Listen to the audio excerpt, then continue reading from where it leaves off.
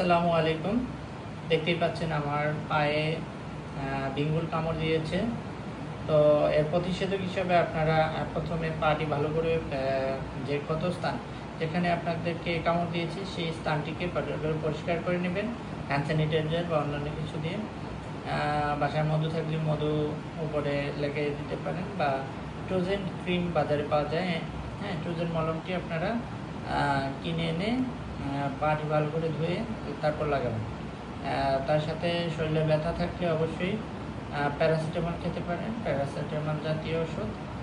আর হাড়ে যাদের সমস্যা, যেটা ডাক্তারের পরামর্শ ছাড়া আপনাদের নেওয়া উচিত না।